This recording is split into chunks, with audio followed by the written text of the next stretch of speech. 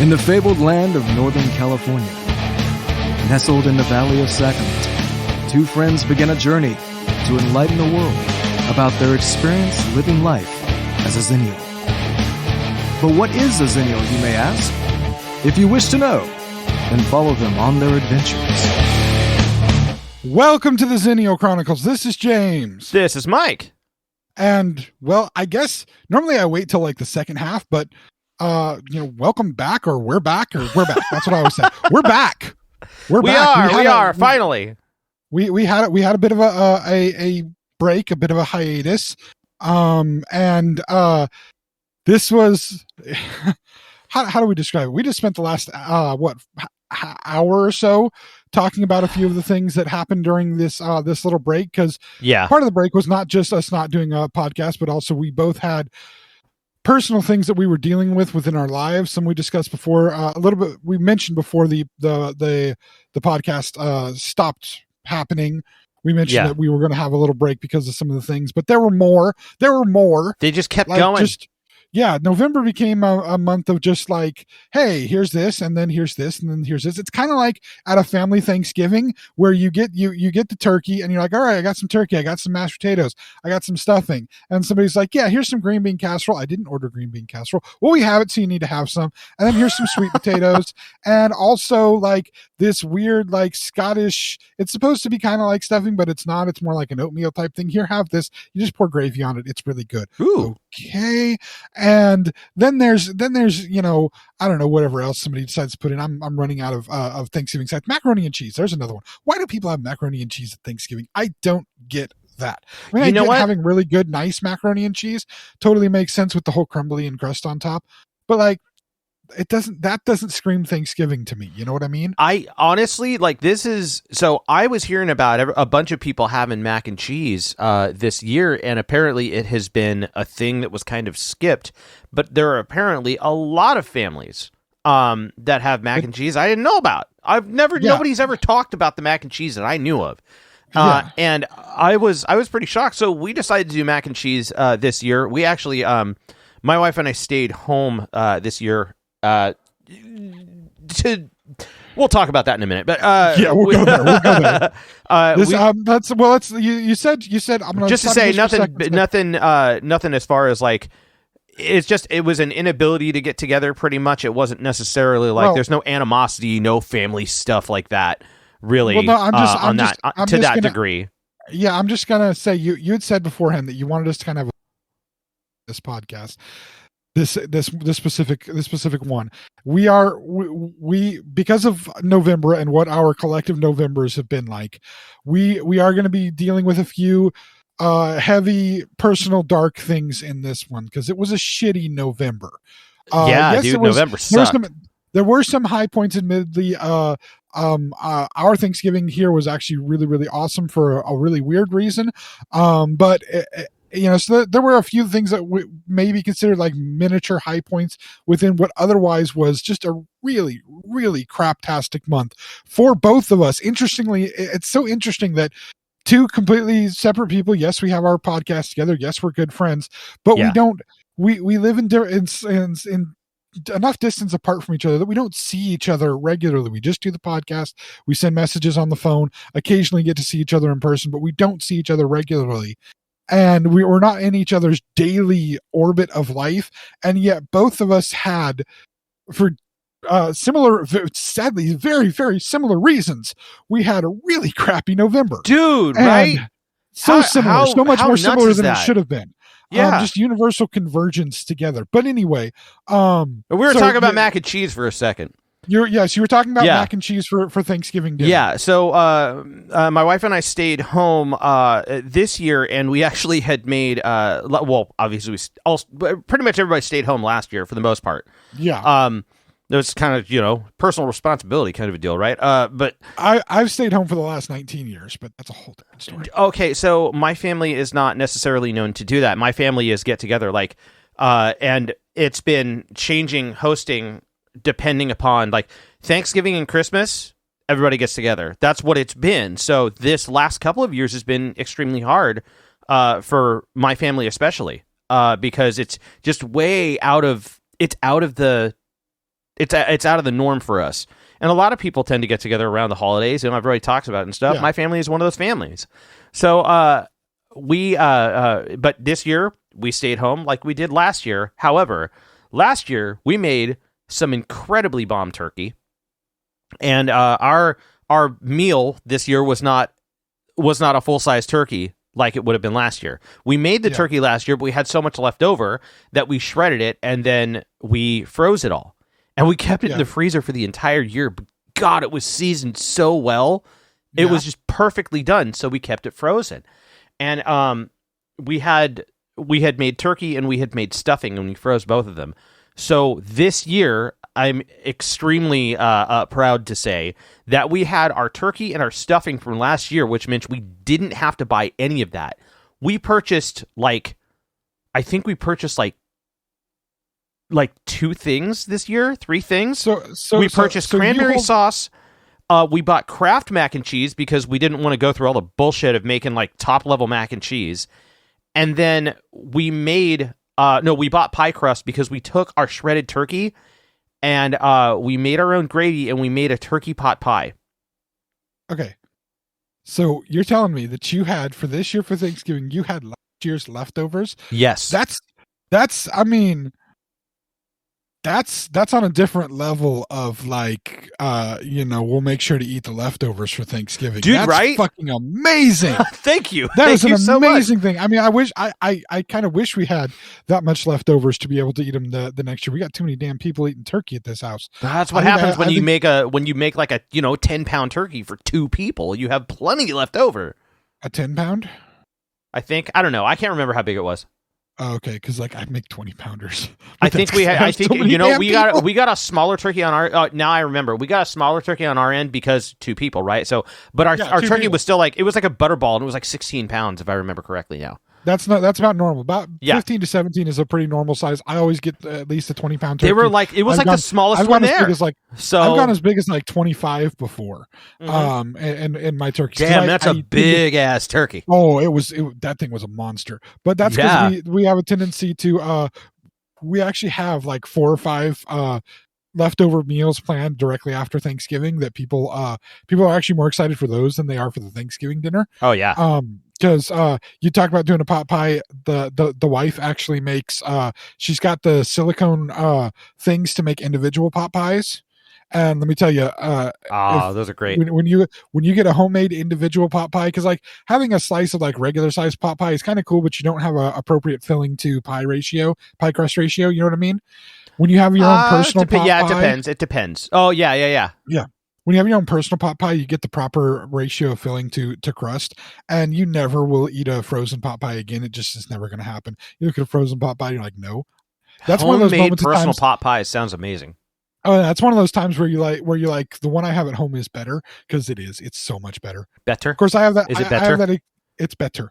I have that experience. Very, very good of you, Mike, to bring that back. Thank you. I have that experience every time I go to In-N-Out Burger. I have the In-N-Out Burger, and the burger is okay, and I have the fries, and I'm like, these are supposed to be, fresh cut fries, double fried, whatever. This is awful. I make better French fries at home. Oh, I don't think they're double fried. I think they're only fried once.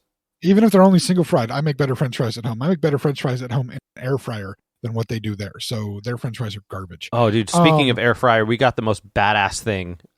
We have our toaster died on us, and we have a conventional air fryer. You need a Steve.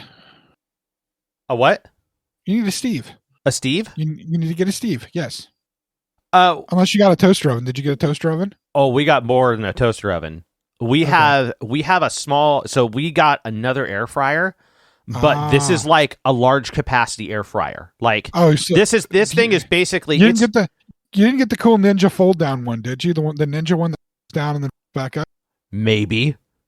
Did you get the Ninja fold down one? We got the Ninja fold down. It's a 3-layer fold down. So it folds down in the front. It's got the glass front, right? And then it's got the basket on top, and it's got the grate in the middle, and then it has the like the nonstick tray in the bottom. And it's so badass. Oh my god. You know what? This needs to keep being recorded. Hold on a second. Boss, Mike got the Ninja fold down. That's licensed to get it? You're saying we can get it? Sweet. We're getting the Ninja Fold down too. It is, dude. It will change your fucking life, bro. That is an amazing apparatus for the kitchen. The boss saw that on. He was, oh my god, that's amazing. I'm like, but we have an air fryer, and she's like, but that's amazing. It's not it's not the same, dude. This air fryer is like, this is the type of air fryer you want to make pizza in. Is it gonna replace my toaster though? It did. Actually, it does. It can do. I think it can. They market it to say that it can do like up to like 6 slices or something like that. But I can't replace Steve. I understand that. How many slices does Steve do? Steve does 4 slices, but Steve is Steve. Understood. I will not replace Steve. Steve is one of those toasters that has that has 2 slots. I like the lack of explanation until finally now. The slots are super long, so you can put like long bread in them. You know what I'm saying? Long bread to toast. Dig it. Yep. Yeah. And that's why I bought Steve. Steve, for everybody that was lost, Steve is my toaster. I named him such when I bought him. I picked him up off the shelf, and I will love him, and I will pet him, and I will name him Steve. It's basically don't touch what him. it was. He's hot. It's like I grabbed him. This is Steve. Put him in the cart, and my wife looked at me like, "Really? You're gonna name it Steve? Yeah, you're gonna name all the other appliances? Okay." And then I did. I don't remember all their names, but I remember Steve's because Steve was the first. But yeah, we did not name our Ninja, but we did get the Ninja Fold Down, and the reason why we got the Ninja Fold Down is because we ran into the same issue. But here's the crazy part: we went looking for a toaster, like a legit toaster, and the only toaster that we could find that would be able to do what we wanted to had a fucking smartphone on the front of it and was selling at Best Buy for $300. Jesus. We're like, what? No. Every other toast we went to like 4 stores. We went to we ended up stopping at Target, but we started at Best Buy, I think, and then we went to we started at Best Buy, and then I think we went to Walmart. And then there was, I think we were going to go to Kohl's, but we skipped Kohl's because, And then I got Steve at Walmart. You got Steve at Walmart? Dude, we couldn't find a decent toaster at Walmart. Like, there was a wall of toasters, but where Walmart was where we saw the Ninja. And we're like, that's cool. Because then if we have 2 air fryers, we could, a lot of the time we do with our air fryer is we make kid food nights. We have kid food nights where we make we call them kid food nights, or it's just finger food, sometimes it's dinosaur nuggets or French fries or hold on. I just gotta stop you. I just gotta stop you and say that you're doing yourself a disservice by calling those kid foods. Those are foods. Okay. I understand. We call them kid foods because nostalgia, because it's fun, because they're fucking fun, man. That's comfort food, man. Hell yeah, absolutely. Else, you watch something, they're like, yes, my comfort food is like, a ribeye steak and mashed potatoes. It's like, okay, that's great. You know what my comfort food is? Freaking fish sticks and ketchup. That's my comfort food, okay? Dude, I'm old school with my comfort food. Yeah, I'm there with you on that. I don't need nothing. They ain't no fancy with my comfort food. It's like a bowl of cereal or a box of cereal, a gallon of milk, and a bowl. That's my comfort food. Right. All right. I don't need somebody saying they need some like French cooking for their comfort food. No, that's not comfort food. That's gourmet food. You're saying that for the damn cameras. If I'm stressed out and I'm on the run and I have to do something, most of my comfort food is found in a fucking drive-through. Like, that's what my comfort food is. I'm having a shit day, I'm going to Jack in the Box. Like, that's what comfort food is to me. Tacos. Oh, tacos, yes. Freaking tacos. They're the worst tacos in the world, but the time that when you want the Jack in the Box tacos, you just want Jack in the Box tacos. Yeah, this is a crappy taco. This is not a good taco. This is not like if I was trying to get somebody to like tacos, I would not say, let's go to Jack in the Box to get some tacos. No, I'd find like a food truck or something that like specializes in actually making good tacos with the real meat that you can identify as actual meat. I don't know if you can identify the meat in Jack in the Box tacos as actual meat. I'm saying I don't know. I'm not saying that it's not. Jack in the Box, don't come after us. It's the only place that I will eat American cheese is inside that Jack in the Box taco. because Dude, it's already in okay. there. I am down on God. American cheese. Don't get me wrong. I'm down on American cheese, of course. But the American cheese that sits in a Jack in the Box taco just hits different. It's a different man. thing. It's a different thing. It just hits different. Maybe it's because they're frying it. You know what I mean? That could be what it is. Maybe that's it. It could be what it anyway. is. But yeah, that's the thing about comfort food, man. It's just when you're hitting the nail on the head. Sometimes a quarter pounder and a 10-piece nuggets just is what you need. Yes, always the nuggies. Yeah, gotta have the nuggies. Gotta have the nuggies. That and vanilla ice cream. Vanilla ice cream is. Oh yeah. Just so you ever know, if you ever have to deal, if you're ever the one dealing with Dick James, depressed James, angry James, just get James vanilla ice cream. Seriously, it calms almost every single mood that I have. Okay. I did not know that. Now I do. Vanilla ice cream is like the one key to unlocking James. It's not. It's my favorite ice cream flavor, but it's not the only ice cream flavor I like. It's got a full psychosomatic effect on me that it just works. And if for some reason vanilla ice cream does not work, shit is bad. Wow. Okay. Shit Understood. is very bad. Understood. I've got a question for you. Are you do you take your vanilla ice cream in multiple forms? Like, can you have it in like a drumstick or an ice cream sandwich, and does it still hit the spot? No, it does not. Okay, so it's got to be just a straight bowl of vanilla ice cream, and you're good. Or maybe vanilla bean ice cream. Vanilla bean ice cream does not hit the same spot as the cheap cheesy vanilla ice cream. Yep. Totally get it. Typically the best is in the gigantic bucket form, because again that really hits into the comfort food side of it. Yeah. Even if you get to be honest, that hits better for at least the emotional release stuff or the physical release stuff, whatever, for me feeling better. That hits better than like if you were to get like Haagen-Dazs vanilla or something, because while the Haagen-Dazs vanilla does taste better, no, not saying that it doesn't hit the right emotional spot. It doesn't hit the right brain spot to make things feel better. And so it's like and don't adorn it with anything. Don't be putting no chocolate syrup on it. Don't be putting any kind of stuff inside of it. Don't try to don't you dare try to put it into like a root beer float, because I can't deal with root beer floats consistency issues. Wow. Oh, okay, that makes sense. Just give me the damn vanilla ice cream, a gigantic bowl of it. I will sit and stir it up to where it's like it's the consistency of soft serve, and then just eat the stuff and be better. I don't know why it works. I just know that it does. And so it's one of my things. But you mentioned eating your leftovers for Thanksgiving, and I know that part of that was you had the leftovers available. Part of that was, and part of the reason why you stayed home was part of things we will be discussing is kind of the difficulties of this last month. But hey, you had an upside. You got a new ninja. Yes. We should. I'm going to give you a name for your ninja. I'm going to name it. You're going to name my ninja. I'm going to name your ninja. I think that's the name of the episode now. James names Mike's ninja. That sounds dirty. I know. That really does sound dirty. Now I don't want to do it. Sorry. Oh, dude. No, I got to get the name. You know what? I was going to do something that I thought would be funny, but yeah, I'm still going to do it. We're going to call your ninja Carl. Oh my God. Yes. Okay. Yeah. Nope. That's what it is. Yes. Yes. That's a lot of you guys probably won't necessarily understand what that joke is, and you don't need to.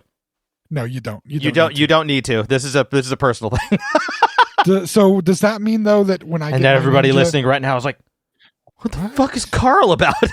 So here's my question: when I get my ninja, yes, do I name it Jeff or Scott? Hold on. Boss, we just named Mike's ninja Carl. Well, because of Steve, right? So when we get ours, what should we name it? Jeff or Scott? Pick one. You're not helpful. She's not helpful. If I may make a suggestion. Yes. I feel like you should name your ninja Scott. Scott? Yeah, I feel like Scott fits. So Scott and Steve. Yeah, Scott. You got Scott and Steve. It's a phonetic thing. It's an alliterative. Oh my God, it's an alliterative thing. You got it. All right. Got it. Okay. I can still use my mouth. Okay, so yeah. Oh man, I'm on a roll today. I mean, that would be like if you were going to have like a soundbite for the episode entitled James names Mike's Ninja. I can still use my mouth. That's the perfect soundbite for that episode. Be like, what is going on here? What is this podcast about again? So again, we have something good coming out of this. You were able to get Carl. Yeah. I hope that your wife finds that name amusing. But you were able to get Carl, so that's good, Yes. and that opens up a world. I'm guessing you made your pie in Carl. Did you make your pie in Carl? Is that what happened? No. Pie was done in the oven. Pie was done in the oven. Yeah, okay. pie was done in the oven. We didn't get this until like we went out Black Friday weekend and did a little bit of. Honestly, what we spent our Black Friday weekend doing was video game shopping, and it was fantastic. We went and got shit that we wanted. Nice. We didn't have any obligation to. We have our we have obligatory children for family gifts that we pick up, of course, as is necessary. But we didn't have those yet, so we decided to spend our Black Friday splurging for ourselves, and we had a wonderful time. And the Ninja Carl was it topped it off. Nice. And we actually just spent yesterday making room for it. So nice. Yeah. Now, see, I make room before I go out and buy it, which means that if we're going to go buy one, that means that sometime this week I'm going to. It'll probably be bought next Friday or Saturday. So sometime this week I'll actually make room on the counter for it. Here's the funny part: we discovered it because like we had room for a toaster, right? Like a conventional 2-piece toaster. But we saw this thing, and once we found out what it does and how awesome, we researched it while we were out. We saw this thing on the shelf. We're like, oh my God, what is that? Yeah. Can we make room for it? How do we do this? It was like, if we have 2 air fryers, we can, and what I was saying earlier, we have 2 air fryers, we can make 2 or 3 different types of food at the same time because it's double. It's a triple. The one that we got is a triple stack. So you can make like 2-3 trays worth of stuff all at once. And this is badass. I love it. And then you can make an extra piece over with the other air fryer at the same time. So we're in heaven with this thing, just thinking about what we're going to do. But we didn't know the room for it yet. We had discovered it while we were out on the field. So we had to research it for room first and then just be like, get it, take it home, we're doing it. And then we just figured it out when we got home. It was great. I'm gonna have to do that figuring. We toasted we had banana bread that we made a couple of months ago that we had frozen. We unfroze it. Yeah. And we toasted our banana bread and put a little butter on it. Oh man, that's good shit. That's good shit. The only way to enjoy banana bread better, other than when it's like first out of the oven, is to turn it into French toast. Banana bread French toast. That doesn't break apart while you're trying to toast it? Because banana bread's so soft. It's very difficult. You have to be very gentle with it, but it yields fantastic results. It's amazing. Oh man. The art, sir. Oh, yeah. It is amazing. But you know what? This is very heartening to me because we've been able to have nearly a half hour of conversation of fun stuff and good things. I barely even mentioned. I mean, you've mentioned your Thanksgiving. I barely even mentioned the fact that I tried something that I haven't tried in 20 years on Thanksgiving. I haven't made in years because nobody that we knew in the household liked it. I actually had candied yams this year for Thanksgiving. Somebody that was here actually wanted candied yams. There was also somebody that was here that wanted. We had a pretty a decent sized group for Thanksgiving this year. We ended up having to do a turkey and a ham at somebody's request. I really enjoyed the ham that we had, which I've never really enjoyed a ham. This is just more proof that that taste buds do change. No, that does not mean I'm trying guacamole because I still and avocados because I still don't like the smell of the damn things. It's not going to happen, people. But the ham was good, and then I tried the candied yams for just the hell of it. And guess what? Not only myself, but the boss, the wife, she loved the candied yams. So now they're going to be a regular part of our menu. That's cool. We also got to have green bean casserole, which I do love. We just don't make it often because I'm the only one in the house that likes it. So it's only if we have other people in the house that like it that we make it, because a full green bean casserole is way too much green beans for me to have. But I love green beans on a regular basis. I'll eat them straight out of the can. I love them so much. So Hell yeah. Green bean casserole is just it's just more green beans than I need to eat.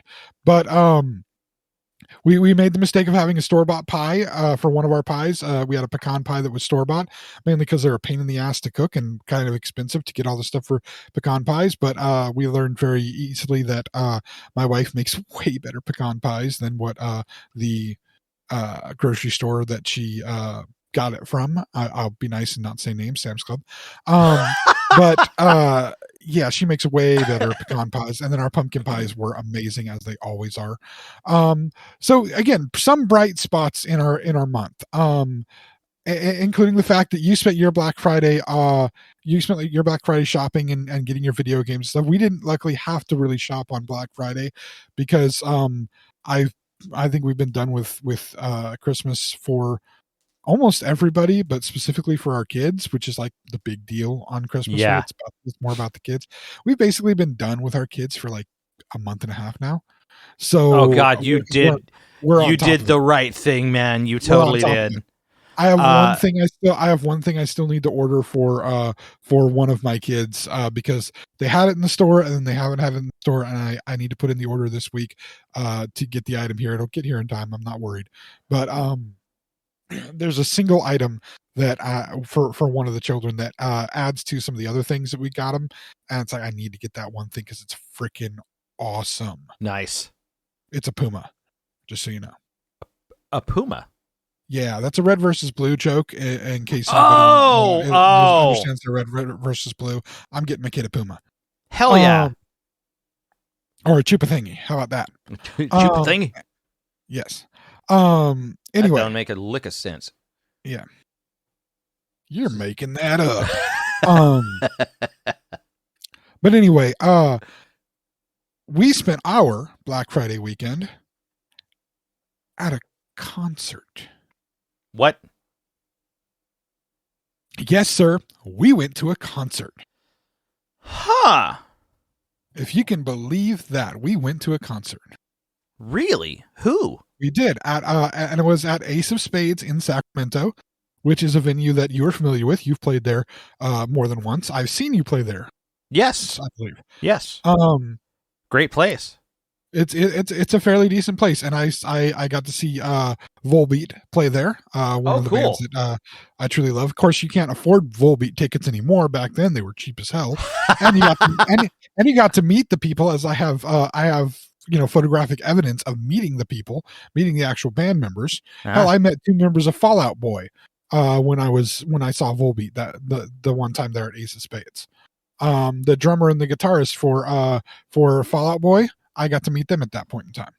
Oh, was that's was when they that, were with the they were with the Damn Things. I was gonna say, because I know that I went with you to San Fran and saw them at the Fillmore. But was that like the same tour? Yeah, same, like 2 days apart. Oh, like seriously, 2 days apart. Oh, that's cool. Yeah. But anyway, great band. Yeah. Damn Things. Yeah, Damn Things are great. Scott Ian. Yeah. Shoot, what's his name now? That's now with Volbeat. Rob Caggiano. Yeah. Highlight of those shows, of course, is the fact that my wife caught a pic from Scott Ian with her bosom. That was amazing. Nice. That's so rock and roll to catch a pic like that. If I ever get to meet Scott Ian, first of all, I'll be like, how do you like your father-in-law? And second of all, I'll be like, I want to tell you the story about what happened. For those of you who don't know, his father-in-law is Meatloaf. So, oh shit. But anyway, we actually went to see a band called Blue October. They're from the Houston, Texas area, and they were big. They were big about 13 years ago. Got radio airplay for their songs "Hate Me," "Into the Ocean," off of their album Foiled, which came out around that time, about 12 years ago or so. That album came out, and so they got some. Those were kind of their 2 big hits. They got radio airplay for those 2, but they still have a pretty devoted fan following, but they're not necessarily mainstream radio. So they do regular tours. Yearly they have like 2 or 3 different tours that happen. They do a lot of stuff in the Texas area, obviously, because they're from Texas, and Texas is freaking huge. But they do get around throughout the entire United States at different points in time. Still putting out albums, still decent music, still getting some airplay, but not as heavy rotation as they did with those two. Those two songs were like their peak as far as like mainstream music is considered. But still Cool. A very active band, very good band, a band that that my wife and I have been wanting to see for many years. Their album Foiled, the album that those two big hits came from, was an album that really helped me get through some emotional, turbulent periods I was having about 10 years ago. That led up to the emotional things happened, some of that got better, and then shortly thereafter my mother had passed away, and that album, along with the white album from the white self-titled album from Avenged Sevenfold, which in my opinion is what should be referred to as the white album, not that other band's white album. Screw them. Wow. The self-titled, you would hate some of the experiences that I had with music then. In the last month, man. Not surprising. You watched the documentary, didn't you? I did not. I'm going to, but I did not watch it. But I will. You should. But the self-titled Avenged Sevenfold album, Nightmare, which had just come out, were albums that very much, those 3 albums were like all that I played during the kind of emotional turmoil I went through in the fall and winter. The fall of 2011, and then the end of winter in 2012, coming into my mother passing away. Those 3 albums were all I was listening to, all that was in my brain, all that I was looking up how to play the music for, and sitting around on my at that time I just had like one acoustic guitar. All my other stuff was, in a pawn shop because we were needing money and life was crappy. And I would sit on my one acoustic guitar and play songs from those 3 albums, at least find out what the chords were and strum along with the chords to those songs as my coping mechanism through what at that time, and probably even is still, the worst time in my life. And, just dealing with it. So those 3 albums have special place with me. Yeah. And so to get a chance to see this band, and they did they only did a few songs off of that album because that album's so far removed. They sadly, one song, like always, you go to see a band perform and there's always one song that they don't do. Like every time I see Metallica, for instance, every single time I see them, I want them to play Fade to Black. They've only done it one time that I've seen them. Oh yeah, I was there that show. I want them to play it every single fucking time, because that and the other song that I know they won't play unless I go see them with a fucking symphony orchestra is Outlaw Torn. Because oh man, but when they do it with the orchestra, it's fucking phenomenal. Because it's an amazing song. And in fact, if I remember correctly, both of our favorite songs off of Load, because it's an amazing freaking song. But they don't perform it regularly enough. Yeah. But Fade to Black is one that, like, that's been a favorite of mine for such a long time. I've loved that song for as long as I loved Metallica, and so it's one I always want to hear. I know I'm going to hear what all the ones you're normally going to hear, and most likely you'll hear Nothing Else Matters, which has important significance to me anyway. But that's, again, with every band, there's songs you want to hear, and there was one song that Blue October didn't do that night that I wish they would have done, because it was one that had a lot of meaning to me. But it was a fairly good show. Really weird opening band from Minnesota. It was their first tour ever, and all I can say is somebody needs to go to the singer and say, less pelvic thrusts, you're doing it way too damn much, and it's creepy. Otherwise they had some good, they had good energy. They had a funky sound to them, not entirely my type of thing, but good energy. But I can say this, after the this is the first time I've been to any kind of a concert since the pandemic, and I was a pretty big goer to concerts and shows and whatnot. Many of them you were on stage for. but Yes. I've done a decent number of those, and I can tell you, it's kind of funny how things just never change, because you dealt with we're there dealing with the exact same mix, half decent people that are just there to try to see the show, half drunken idiots doing stupid shit, and then half way too hardcore fan people that aren't understanding that there are other people there just to enjoy the show. Yeah. And yes, I know that's three halves, but it felt like three halves all together, just jammed into this space. And mask mandates, they'll tell you to put the mask on, but the second you're there at the concert venue, everybody's got their damn mask off. We didn't, but everybody's got their damn mask off. And so, as much as you think things may change, it was exactly the same exact people. I've seen it so many different times. The drunken person that's singing the lyrics way too freaking loud and off key. It's like, can't stay in key, just shut the hell up. The people that push to the front only for the headlining band, and halfway through the set have to worm their way back out because they need more drinks, and then fight their way back up to the front. It's like, bitch, if you wanted to be at the front, you should have been there for the opener and for the headliner. You should be there the entire time. You don't get to just push up to the front because the headliner's there. You need to, when you get your ground and you hold it and you keep there and you stay dedicated. If you're not dedicated, you don't need to be here. That kind of thing. I'm just, we stayed near the back because we wasn't having any of that noise until crap. But it was a good show. Yeah, I watch a lot of shows from the back now. Like I haven't gone to a show in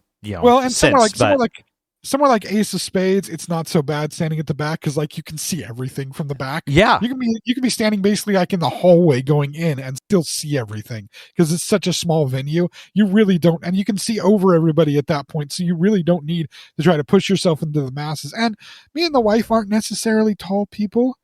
I mean, I'm only 5'6" if I stand up straight, and the wife is not that much. She is less. So all it takes is somebody that's like 5'10" to stand in front of us, and we're screwed. Yeah. No, you get somebody that's 5'5" standing in front of the wife, and she's screwed. She can't see anything.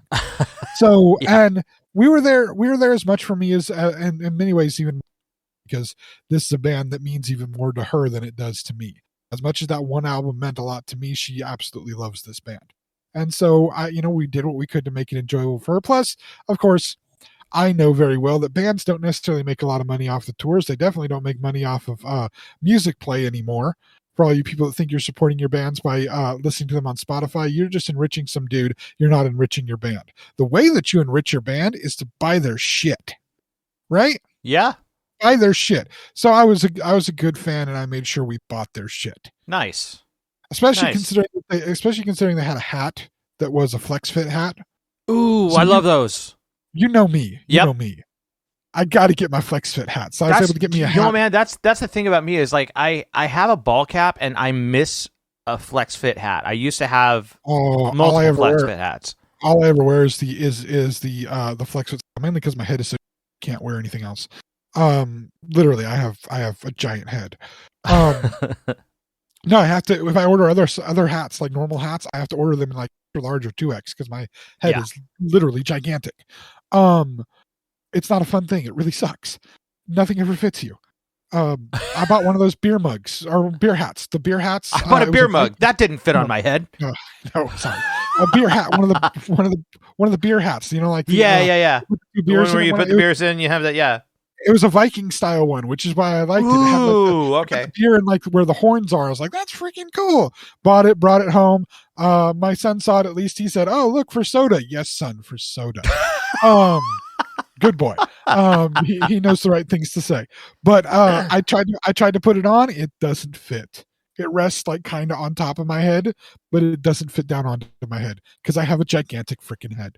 But anyway, I was able to get a hat and get a zip up hoodie because I'm all about zip up hoodies. I don't really wear jackets. Zip up hoodies are my thing. I don't like pullovers either. They mess up you have to take your hat off if you have to take a pullover on and off. I don't like to take my hat off. Because I'm literally always wearing a hat. Well, not literally. I'm not wearing one now. But like anytime I leave my house, I'm wearing a hat. But yeah, got the zip up hoodie and then got a nice tank top shirt for the wife because she doesn't wear sleeves. She also got it. Well, she wears sleeves and she wears a hoodie, which she also got. But as far as shirts go, she doesn't wear sleeves. Have you ever noticed that? The wife never wears sleeves. Oh, Think back. yeah. think No, of even- I normally see her in just like tanks. Yeah, think of even like the shirts of yours that she has bought. She always ends up cutting the sleeves. Oh, up. yeah. No, that was like a regular thing that I saw. Never leave it. Never leave a sleeve. Never leave a sleeve. Just being as it is. She don't do no sleeves. So she's been consistent that way for years. So it's just like me wearing a hat. Now me wearing Crocs. Anyway, we're gonna take a break here. Okay. We've had a good first half. For saying this is gonna be dark. It's a good first half. Yeah, we're just gonna have to revisit that when we come around the second half. No, this is actually good because this will teach part of the lesson that I want to talk about in the second half, because there is a lesson to what did happen throughout November and the personal tragedies that we both had to deal with. There's a lesson to take away from this, a life lesson. So we'll be back in just a moment. All right. Hey friends, this is Mike from the Xennial Chronicles reminding you to subscribe to our YouTube channel. You can also follow us on Twitter and Facebook at Xenchron, spelled Xenchron, to keep up to date on all things TXC. And please check out our official website, theXennialChronicles.com, or if that's too much to type, Xenchron.com. Thanks again for listening, and now, back to the show. And we're back, everybody. Hello. Okay. So, we have things to get into. Yes. We've talked about the fun stuff. We had some fun things happen. Like I said, there were some individual fun things that happened in the month of November. Including, I teased Mike with this at the beginning before we even started, but I'm sure he forgot because we went on a tangent that he wasn't expecting with the conversation in the first half. But I wanted to share what I was drinking this morning, because Mike, usually when we do this on a Sunday morning. Yep. So Mike has multiple cups of coffee. I do. I forgot to make my coffee this morning. Oh, no. Mainly because I didn't have a normal breakfast. My breakfast consisted of some chocolate mint cookies and some iced gingerbread cookies that I got at Target last night. That sounds amazing. Oh yeah, they were the iced gingerbread ones were really, really good because they're like not just hard icing on it. They're like got the soft icing on it. They're like a full big gingerbread cookie with the soft icing. Like, those sugar cookies with the soft icing? These were gingerbread. Nice. And I love gingerbread. I love gingerbread houses. I don't really like making them necessarily, but I love breaking them apart and then eating them. They're so good. Which brings me to the thing that I am drinking. This was brought home sometime early in the month of November. And I think I had gotten it before one of our last podcasts, but before we went on our break, but I don't remember that I had said anything about it. This is a soda that the wife had found, the boss had found, and she brought it home knowing that I'd either love it or hate it, but I was definitely be intrigued by it. And sadly, it only came in a 12-pack, so if I didn't love it, I was going to have to be pouring out a lot of soda.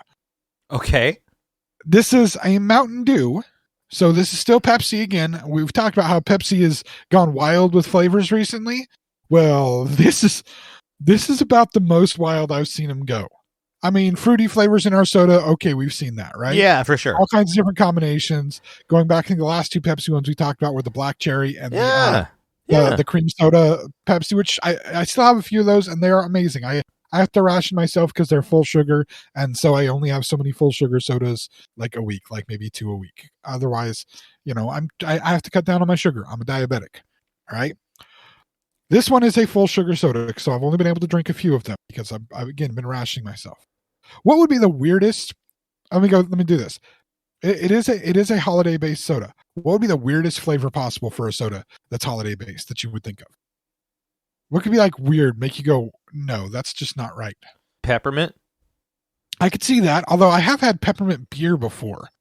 I think it's called I forget. No, it's a mixed drink. It has a specific name for it, but you take a regular beer and then you drop a shot of peppermint schnapps in it, and it makes the whole beer taste like peppermint. I think it's amazing, but that's because I love peppermint. Okay, so here's the thing. It's a possibility. I just don't like I've never had it, but I just kind of like thought of something that I felt like would be a bad combination. And the only reason why I think it would be that is because you've already got the carbonation going. So adding Yeah. peppermint to it is just kind of, I feel like it would be overkill. You know what I mean? I get that. Well, it's not peppermint flavored, Okay. but it is weird.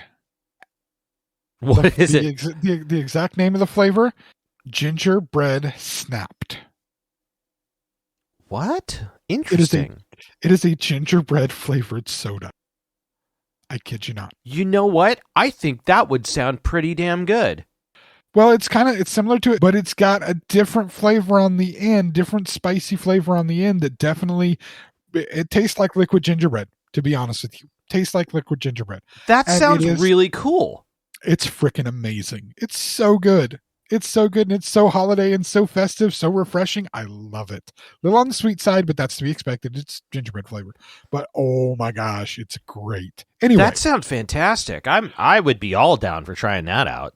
That's anyway, cool. I And told that's a Mike that- Pepsi? That's a that's Pepsi a Mountain brand? Dew. It's Mountain Dew. It's yeah, a Pepsi brand. gingerbread Mountain Dew? Yes. I know it doesn't taste like Mountain Dew. It just tastes Right. like gingerbread. Yeah, here I am thinking, man, what if you just shoved gingerbread in your mouth and drank Mountain Dew? That's what it would taste like. No, that's not what it is. No. But I'm like trying to think like the consistency, like the flavor consistency of Mountain Dew. You know what I mean? Yeah. But in a gingerbread well, flavor. it's got that Mountain Dew has that real pop of flavor, and it's got Yeah. that sweetness to it. Yeah. You're definitely getting the pop of flavor. That's exactly what I'm talking about. That sounds yeah. really interesting. So Mountain Dew has a gingerbread soda, and it's not Yes. ginger beer. No, it's gingerbread. Gingerbread soda. Yes. That sounds really cool. It's a thing. Yeah. Yeah. It's a thing. I didn't know that was a thing. I've got to. Is that like new this year? Yes, I've never Cool. seen it before. The boss never seen it before. Is it like She a was real just like- sugar soda, or is it like Real sugar. it's a real sugar gingerbread soda? Son of a gun! I'm gonna have to try this out. And it's one of those things. She saw it. She knows that I live for this time of year because I love peppermint things. So there's so much more peppermint stuff this time of year. And Yeah. like I'm definitely a minty person, but like peppermint's like, yes, give me peppermint. And then she knows I also love gingerbread, which again only comes out usually this time of year. I'm the guy that gets molasses cookies the rest of the year because they taste close to gingerbread cookies. They're not exactly the same, but they have a similar flavor profile. But when it comes time for gingerbread cookies, it's like, give me all the gingerbread. I love the gingerbread. So good. So Interesting. yeah, very, very fun soda. Yeah. But now I do the transition into again, another fun thing we got out of November, but November was bad.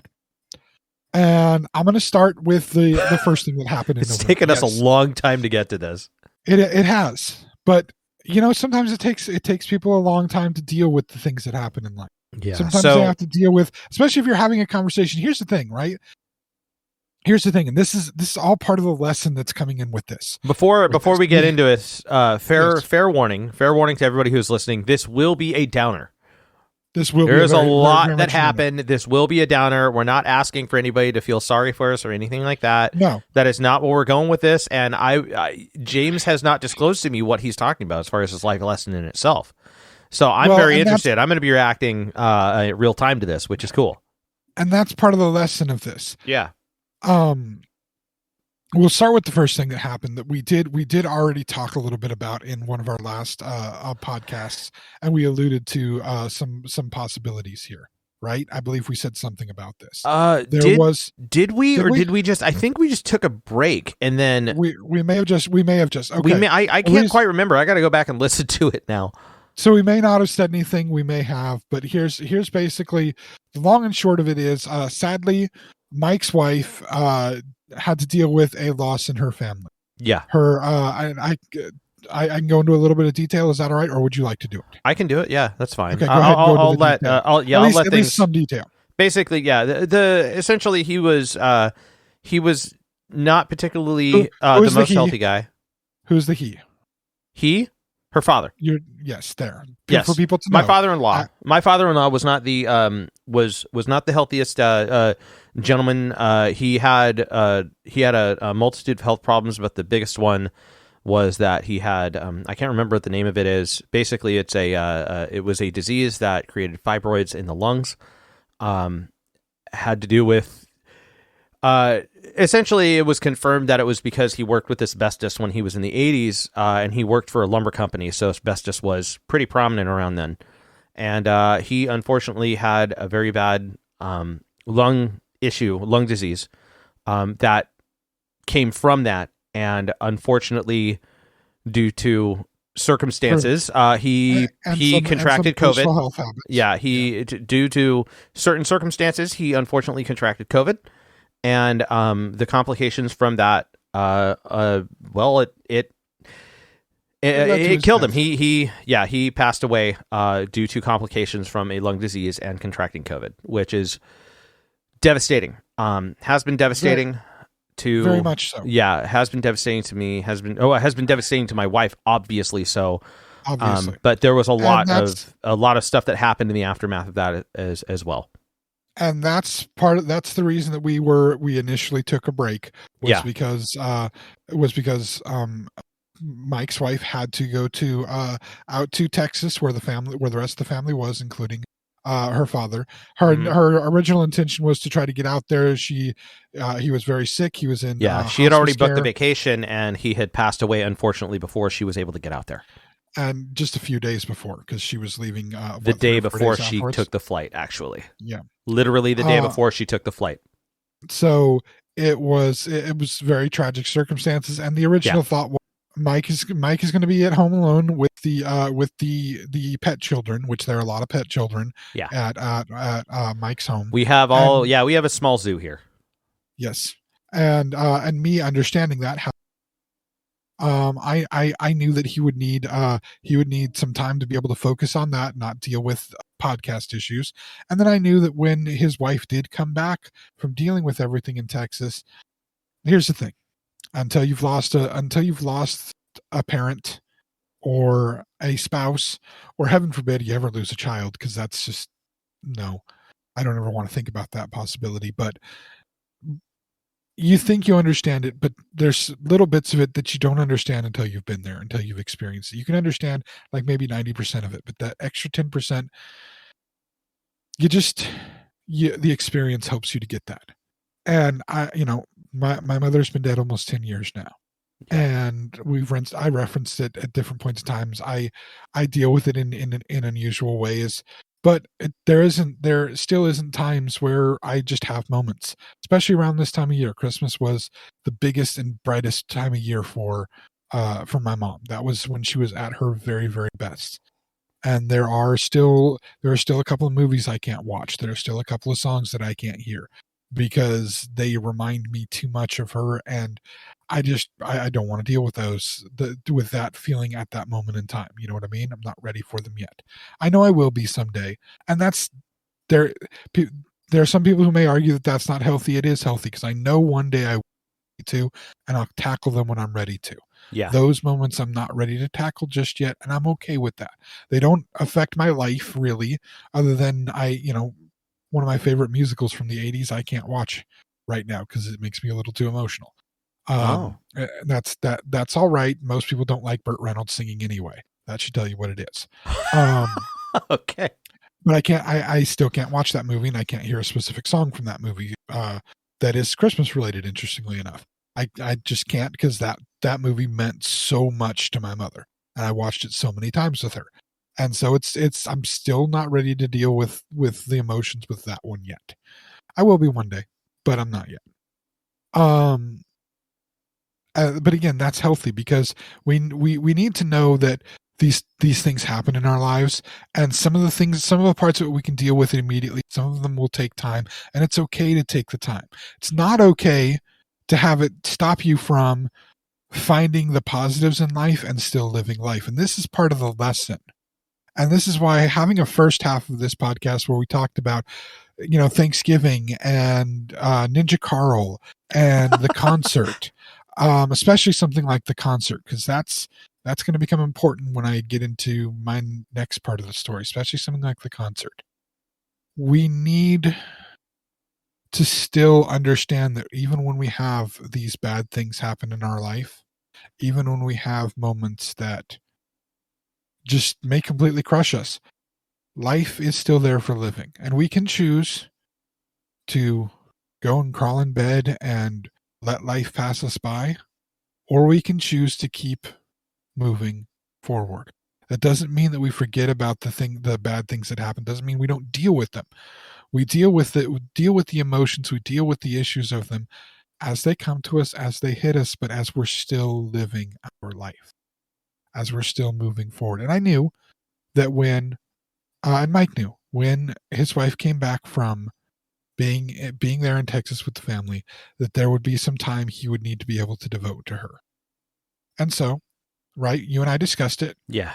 And realized that we were going to make the podcast a week by week thing, in the sense of, we'll see how things are going each week. We'll see whether it's a good time to start the podcast again, or if it's not a good time, we'll take another week and reassess. Yes. And then as things were developing, we said, you know what? Let's aim for, as his wife came back and things were developing, we were getting into the week of Thanksgiving. Yeah. We're like, you know what? Let's just plan this. Let's do the first podcast, make it the first weekend of December. Let's plan to do that as our first podcast back. We'll take the rest of this month off. We'll go the first weekend of December. Everything will be great. We'll be ready to go. We'll do that. Yeah. And we're like, yeah, this works. Just give us the time. He's getting stuff set up and dealt with. I had to deal with another issue, which was not necessarily a bad issue, but it was an issue in the sense that I had an extra family member come and have to stay at our house for 3 weeks in preparation to move out of state. And so we had to move stuff out of the house where that person was living, move stuff out of storages. Oh man, this is more than just accommodating the house for them. It's you have to really, it's a lot of time. Oh no, my wife wasn't able to do sewing projects for like 3 weeks because the table that she uses, which is kind of a pool table that has been modified to be able to do other things on it. Cool. So we can, when things are not on it, we can actually play pool on it or play ping pong on it. But when things are, sometimes there's some things on it, but my wife uses it as her kind of table to do with the modifications on it to protect it. She uses it as a table to do her craft stuff. And crafting is very much like what music playing is to me, or video game playing maybe to you. This is the moments where she has her zen. She has her dealing with all of her stuff. She just focuses in on doing her craft, whatever she's making, and she randomly makes purses and clothing and all these different things, because she loves doing it. She doesn't do it because she has to. She just loves doing it. She's taken like purses and made purses from 3 different purse designs and mashed the 3 together and made a purse. She invented her own design and has made multiple wallets for people with this wallet design. I know she didn't she make some aprons for you guys? Yes. Some aprons and some towels or something? Yes. Yeah. This is something that she absolutely loves doing. We got some aprons. I got a couple of microphone bags. Yeah, it's her creative. It's her creative zen to do. And so for 3 weeks, she had an extra person in her house, and she wasn't able to do any of her creative zen. So she was going a little crazy. I don't blame her. You got to have that. It was a little hectic, but it wasn't necessarily a bad thing. We were helping out a family member. We felt good about helping out a family member, but it did put us a little bit on, out of sorts, and we were dealing with some of that. The upside is I got a crap load of tools out of the deal that the guy didn't want to take with him. Ooh, nice. I'm gonna have to take up woodworking because that's what most of the tools are designed for. I barely know how to use them. Some of them I don't even know the names for. I had to read the name on it. Okay, that's a compound miter saw. Okay, I've heard people talk about that, but I never know what a damn compound miter saw is. Okay, that's what that is. Cool, awesome. I have a drill press now. So nice. A drill press? I don't know what I'm going to do other than torture people and try to extract information from them with a drill press, but okay, whatever. I will find uses for everything. I just have to go in a different direction of I'm somebody that's subsided with just basic tools and like got super excited when I'd get a cordless drill. You know what I mean? Because Yeah. like then I can God, then a I can drill like, press would be so nice. There's some shit that I've been wanting to do that does require a drill press, and it would be so nice. You can come over and do stuff on my cool drill press. Hell yeah. And at the same time you can show me how to use the awesome soldering. Because you got a soldering kit? It's a very nice soldering gun and like a bunch of stuff. Oh, soldering gun. Ooh. It's a gun. Yeah. Does it desolder as well? You would seriously ask me that question and actually expect me to know that? Desoldering literally is. I know what it is. I know what it is, but I would not know whether this thing does that or not. I would kill for a desoldering gun. I need one, but they're like $300. They're like, it's a little out of my price range right now for a tool for like electronic work, but damn would I use it. I honestly don't even know what this thing has the capability to do, but at some point I can show it to you and you can tell me what the hell it does. Hell yeah. Because I've just never been a big tool guy. I mean, but hey, I'm not going to, he wanted me to have them. So I will do what I can to find some usage for them. There's a few that I'll have some usage for. It's always nice to have a Sawzall around just to cut things up that you want to. Mm-hmm. And it's also nice to have, to actually have like the real tool to do the real job. So if I ever have to cut, because I do have to build some things at different point in times. I do have tortoises that will need habitats built for them at some point in time. Mm-hmm. So it's nice to have a couple of actual circular saws to be able to cut lumber, as opposed to using the jigsaw that I have to try to cut lumber, or the handsaw that I've had to try to cut lumber with. Or, it's nice to have the actual right tools for the job. I just have maybe more of them than I need, but that's okay. I will work through that. It will be better also when they don't have to all sit on my back patio, my covered back patio, and I can actually put them in my garage. But I'm still a ways off on that because the garage is full of things right now. By things I mean people. But anyway, things, that was I mean part humans. Yes, I do mean humans and canines. So there's that. Oh, okay, yeah, that makes sense. But so that was part of the backdrop of what was going on for us to take some time. And so we get to Thanksgiving and Black Friday, and we talked about what Mike did on Black Friday. And the concert that we went to was on the Saturday night, Saturday after Thanksgiving. But I come home from shopping on Black Friday, and this is where it's getting a little heavy. It's getting a lot of heavy. And it hits us personally, and it hits the show. Yes. Because I was doing my normal checking things on Facebook after I've been out shopping, because I don't check on my phone shopping. I'm out with my wife shopping. I'm paying attention to what she's telling me so that later she can't say, well, I told you at the store. I don't remember you telling me that. Well, if you weren't on your phone all the time, you'd remember me telling you that. So I pay attention because I don't want that conversation later. I have that conversation all the damn time. I'm still learning. I'm still learning, James. Okay.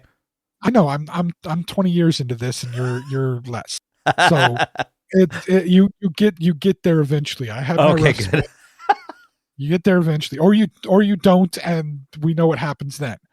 If you're there after 20 years, you will get there eventually. You do find your way there where you do pay attention. Good. Because otherwise you don't last that long. And we're hoping for that. So I'm checking Facebook, checking all these different things, and I see a notification from just somebody that's been on my Facebook for years, and I'm glad I never deleted them. Was a former boyfriend of a friend, and this former boyfriend was posting that they had just heard that my friend, their former, had passed away earlier the week. Now, to give some context, the person that I'm speaking of that passed away, you've heard me refer to him, if you've listened to any of the podcasts, you've heard me refer to him on our website and computer guy, Rob. Yeah. This is a friend of mine that has, we had been friends since 1994. When I first moved from the East Bay up to this area where I'm living currently. Well, close to where I'm living currently. We had been friends since then. This was freshman year of high school for the both of us. And it's interesting because he was in freshman class, and it was a very, very small school. At that point, there were like 9 or 10 people in our freshman class because this was a very small school up in the hills. It ended up being 6 people by senior year. 5 of us graduated. Sadly, this friend was one who did not graduate for purposes because of dealing with one of the teachers. One of the teachers basically kept him from graduating. It's terrible. I didn't know that. Yeah. Not something that was necessarily talked about very, very often. But when I first started going to school there, he was not one of the first people I made friends with. I made friends with a few other people. I was an outsider because it was a very small community. So it was the outsiders within that group that I ended up making friends with, which makes sense. They were more willing to accept somebody that hadn't been part of the group for a long time. Rob was an outsider to every group at that point in his life. He really wasn't involved with the outsider group that I was in. He wasn't involved with the other kids. He just kind of did his own thing, mainly because computers were his entire life, literally his entire life. Eventually, I had my mother had gotten just for some kind of work. We had moved because my dad had inherited some property, and you move to the property that's inherited instead of renting a crappy apartment in the East Bay. You know what I mean? Yeah. So a lady that my mother was working with at the hardware store, she came up to me one day and she goes, you know this Rob kid, right? I'm like, yeah, he goes to school with me. He's in my class. I see him sometimes. He kind of hangs out near us, but not really with us. She said, well, I had just found out that he had to be taken to the hospital because he took a bunch of his younger brother's medications. His younger brother was on a lot of different medications for a lot of different afflictions. There were some major things that he was dealing with that he needed to be medicated for, and especially back in the 90s when kids had any kind of issues, they medicated the crap out of them. You and I know this. Yeah. They didn't try other therapies at that point in time. It was just, let's just shove medication down. This guy Rob had taken this kid Rob, because he was just a kid at that time. He was just 14 years old. He had taken a bunch of his brother's medication in an attempt to commit suicide. Oh my God. And he had been taken to the hospital, had to be given all the charcoal stuff to throw up all the medication. Later, he told me that the most thing it did is make him hallucinate all kinds of weird, freaky crap. Weird. And that the charcoal tasted nasty as hell. But he remembers all of it.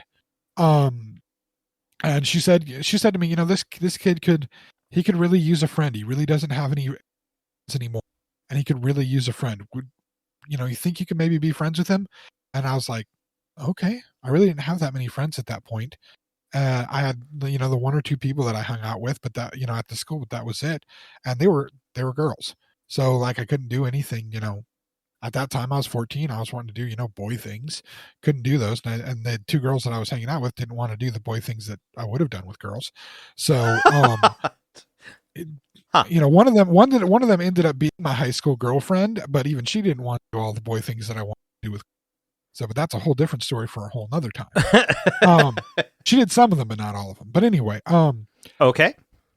Anyway, I started befriending this kid Rob, and come to find out, he was not into any of the things I was into. Not sports inclined at all, which I was. Not really into fantasy stuff. Sci-fi, yes, that was the one thing that we kind of could connect on. Well, like all the fantasy stuff I was into, like Dragonlance and D&D and all that crap. Mm-hmm. Not into it all. Could care less about it. Wow. Computers was his main focus, but sci-fi was a thing. So we had a shared love of sci-fi. This developed into him in high school being literally best friend in the world. I was over at his house all the time because they had all the satellite channels, where we had like 5 or 6 satellite channels because we lived up in the middle of nowhere, so there was no cable. You had satellite TV. His parents had everything, including all the naughty channels, which was again part of the reason to be over there. Also, his parents would leave on trips regularly and just leave us freaking there, so we could do whatever the hell we wanted to. Can't really have a party because it was again in the middle of nowhere, and nobody would come if we had a party anyway because we weren't cool. But I was there all the time. He was over at my house all the time. We'd spend Thanksgivings together because his parents never had any food in the house, and their Thanksgivings were fairly sparse, and my parents would just put out a crap ton of food for Thanksgiving. So he became an integral part of my life in high school, and even after high school. We went to college, together. This is at this point in my life, and even later in my life, this is my best friend in the world. So much so that when it came time to when I met my wife, he at first wasn't overly fond of her, but he grew to a point of really, really liking her and caring about her. And so when it came time to get married, he was the obvious choice as the best man for the wedding. Yeah. And in fact, getting our tuxedos and our stuff for the wedding actually inspired the name of my first child, because we actually had to use Rob's real first name, which was not Rob. Rob was his middle name. He went by his middle name. We had to use his real first name on the list for the order list for the tuxedos to be ordered, because my wife's stepdad, who was going to be the one walking her down the aisle and thus having to wear a tuxedo, was also named Rob. So we couldn't have two Robs on there because we didn't want him to get confused. We also had my dad, who's a John, and then the other two groomsmen in the wedding party who were also named John as their first legal name. And so we had to do different names for each person. I was the only one that had like the only James on there. Otherwise, like a couple of Robs and 3 Johns. What the hell? How uninventive are people with their names? So we had to use Rob's real first name on there. And of course, I finish up at the tuxedo thing. Me and my wife, the tuxedo place is still is located in a mall here where we live. And I come out of there and meet up with my soon-to-be wife, and she snags the paper from me because she needs to check to make sure everything is right, because even then she realized that the wife is the smart one and the husband is the dumb one, because that's what Everybody Loves Raymond taught us. And she's looking over it. She's like, and I'm first time I'm going to reveal this on here. She's looking over this. She's like, who the hell is Julius? Who the hell is Julius? I'm like, she's like, I thought Rob is your best man. This is Julius listed as the best man. I'm like, that's Rob. Rob's real first name is Julius. His name is Julius Robert Schultz. That's his name. She's like, oh, I didn't know that. And she's like, wait a minute. I'm like, what? Well, you said in your family there's a tradition. The tradition is that the boys in the family are named with J first name and an A middle name, right? Yeah. And you want to keep that tradition if we have any boys. Yeah. Your son's going to be named Julius. I'm like, really? Aww. Well, yeah, it's after your best friend, and it's a really cool J name. It's different than all the other ones. We don't need another J. Said you there's James. There will be another James. That is never going to happen. I hate my name. So we tell Rob this, and his first thing is, okay, fine if you must, but don't call the kid Julie for short, because that's what happened to me when I was a kid, and that's why my aunt had a problem with it, so that's why I started going by Rob. And both my wife and I were like, oh, we're going to call our kid Julie for short. We're going to call our kid Julie for short. And we do, by the way. This is a first admission. I normally keep the names of my family out of this. But my son is named Julius, and he's named after my friend Rob. And in fact, he's the only person that was able to call Rob Julius. Only person that was able to do it. Oh, that's adorable. He would call him Uncle Julius, and also the only person to get uncle status as far as any friends of the family go. If my kids see you, they will know you as Mr. Mike, and that's actually what Julius calls you when I talk about doing things like doing podcasts with Mr. Mike. Yep, nice. So people get completely the understandable, yeah. And it's not that it's not that I don't love you, but this is different. More than this is different. Like many people do, the level of connection that Rob and I had. His family. Yeah, his family. Yeah, absolutely. And this is important to talk about. It's important to reveal all of this, because on the 19th of November, so the week before Black Friday, the 19th of November. This is also a very important day because the 19th of November, 19 years ago, there was an important thing that happened with Rob. Very important thing. That part I can't reveal because that reveals a little more information, personal information that I don't want to Understood. let Yeah. out. But it was an important night, and it's a fun story I like to tell people. Not people that can find this on the internet, but just people that I Right. know. Right. Personal thing. But totally. we had dinner with Rob and his current boyfriend Hino. We had dinner with them, and I guess I'm releasing another name, but that's okay. We had dinner with them because they were back in California. Normally they live outside of California. They were back in California helping deal with some of Rob's family health issues. And it was amazing. It's been years since I had seen him. We had a really nice dinner, really great conversation, talked about some things involving the podcast because he does have involvement with the podcast. He's the one who made our website. Their servers take care of our of the backup for our website and our stuff. It's there's a big connection to it. And again, we reference him all the time in it. And we talk about it. I talked to him about some plans we have for the podcast. I talked to him about my distaste for avocado. Maybe those two things have a connection. But we had great conversations about things. I even pitched to him actually maybe I hadn't pitched it yet. The idea of the TV series. I don't know. I pitched to you the TV series. We'll talk about that later. But we had a really good conversation. It was a great time seeing him, talking about the future because they were making plans to move back to California. And it was great. It was wonderful. It was going to be nice to see my friend again because for many years he lived in different places. He'd lived out of state for a good 15 years now and would just come back periodically to visit. Didn't matter. Still other than my wife, my best friend in the world. And it's a good thing I can say my wife is my best friend. But this is my best friend in the world. This is a guy that if he ever needed somewhere to stay, my home would be open to him at any moment in time without question. Yeah. This is the only person that got that level of anything from me outside of my family. Because again, this is family. Yeah. He's family. He was like my brother. And then Black Friday, I come home. I'm checking my messages.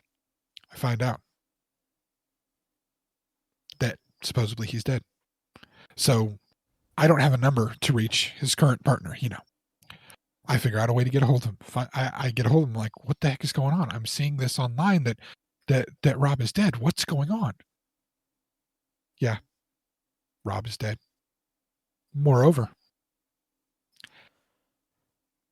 he actually took his own life 3 days after we had dinner. God. So that would have been on the Monday following when we had dinner. Yeah, Monday would have been the 22nd.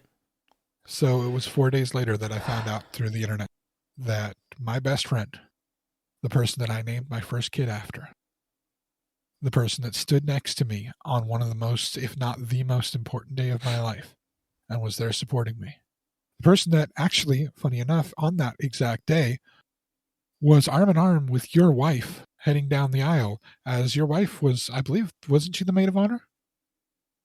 Weren't they walking together? Maybe they weren't. It was a very long time ago. She may have just been another one of the bridesmaids, but she was still there. She was standing.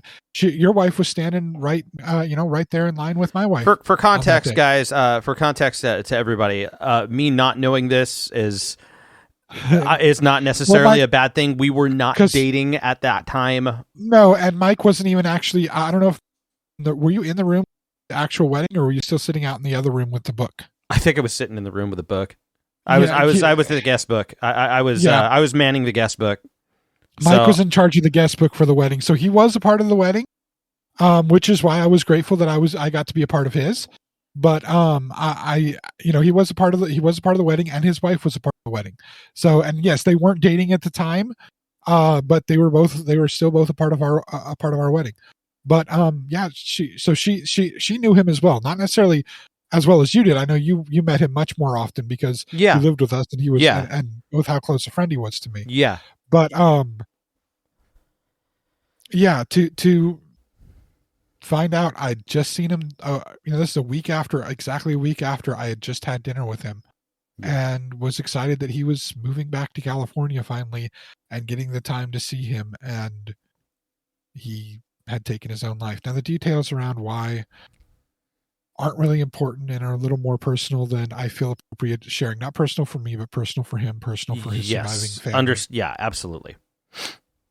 But this is a major hit, and I know that you were the second person I told. The first person I called, because the first person I told was my wife. Yeah. I called her into the bedroom to tell her, because I took the call. I went and made the call in the bedroom because I didn't want anybody to hear, and more importantly, I didn't want anybody to see. Specifically because my son was out in the living room at the time. Yeah. And this is somebody that is a very, very loved family member of his. And I wanted to make sure that when I told him, it was at the appropriate time and in the appropriate way. And so I told my wife, and then I called you. And even your shock in it. The biggest thing is the complete level of shock for this. Yeah. Again, I had seen him 3 days prior to it happening. Moreover, he was slated to come to my house on that Sunday, the following Sunday after Black Friday. Friday, Saturday, Sunday. Sunday, he was coming over we had planned when we were out at dinner that the two of them would come over our house before they went back. So they had to go back home for a little while and get things together to start making the move out here. They were going to one more time get a chance. We were going to get one more time to see them before they headed back out, and then started all that. And they were going to come to the house so they could see everybody, because they had just seen me and the wife at dinner, and they wanted to see everybody. So the plan was there. The plan was so much there that earlier in the day, right as we were leaving to go shopping, and earlier in that day, I had sent a message to him asking if he was still coming for Thanksgiving, and if so, not for Thanksgiving, for dinner, and asking what they would want. And I, of course, never got a reply to the message. I found out later why I didn't get a reply to the message. I just first thought, okay, he takes forever to reply sometimes. This will be forever with him not replying. And that's a little touch of my weird humor there. Yeah. But it's shocking. And it's shocking because this isn't something that is just a random isolated incident from happened. We know people that have experienced this. You may be a person listening to this that has experienced having a friend dealing with things. And I can say this much. I know that there were mental health things that he had been dealing with in his life for a long time. I don't know how much those may or may not have contributed to this. I'm sure there was some. But we know people that have had different mental health issues they're dealing with. We know people that have made that ultimate decision to take their own life, or we have friends that have had friends themselves that have done this, or family that have done this. And I don't know. There's so many things that you can say and you can't say regarding it, but I can say that sometimes the signs are not evident. The night that we had dinner with him, there was no evidence to me. Everything seemed normal. He just seemed like himself. He, if not maybe a little, happy in things.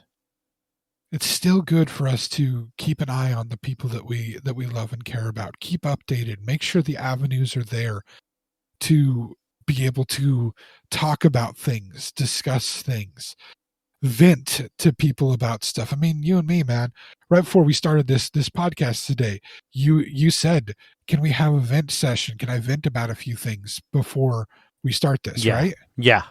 I needed to.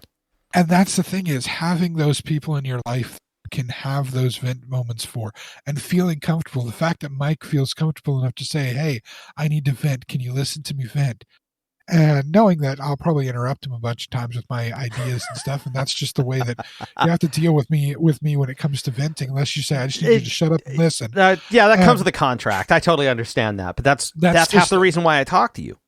But that's the thing is you need those people. And I wish I could have been more of that person to him. I had hoped that I was, but he was also a person that wasn't necessarily the most communicative in the world. And he was hard to break into that shell. I had years ago when we were seeing each other all the time. And over the years, maybe some of that shell had grown back and it was harder to bust through and harder to talk to me about things. I don't know. I don't know all the things involved. But that was on a Friday night that we found that out. And I'm thankful for my support system that I had. I contacted my dad, who of course, like I said, this is like a brother to me. He knew him quite well, and my dad was shocked and saddened because not only knowing him well, he really cared about him, really loved him, really thought he was a great guy, which he was. He very much was. I called my sisters, who again grew up with him around, both in complete shock. And they know people who have dealt with some of these same type of things, who have dealt with the loss of their best friend. And again, each one of those things that you lose, like a father, like a mother, a spouse, a child, your best friend, these all hit differently. They all feel differently.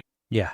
And I've lost a parent, and I've lost a best friend, and I've even lost other friends, and this is 3 friends that were same age that I've lost in the last 6 years. Man. 3 friends that have passed away. And one due to drug overdose, one due to not taking care of their health issues, specifically being a diabetic and never taking care of it and succumbing to all the issues resolved from that, and then this friend taking their own life. And those are all things that there's all things that could befall any of us and are not necessarily isolated incidences. These are things that are happening around us every day, and people are experiencing this every day. And so luckily I have a great support system around me. I had you asking me how I was doing. I had my sisters asking me all day through Saturday how I was doing. And then I had my wife. Now, we had bought the tickets for this concert, 6 months ago, right? And thinking that we might get refunded if COVID became more of an issue. But whatever, we had bought them with the hope that we'd be able to go to this concert.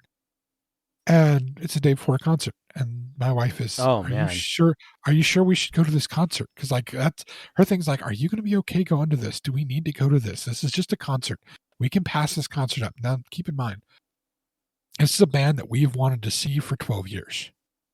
We've never had the opportunity to go and see them. We've wanted to see them for 12 freaking years. But she don't care about that. Why? Because her focus is on the right thing. Yeah. Her focus is on, are you okay to go do this? Are you good to go do this? We don't have to go do this. I don't care about not going.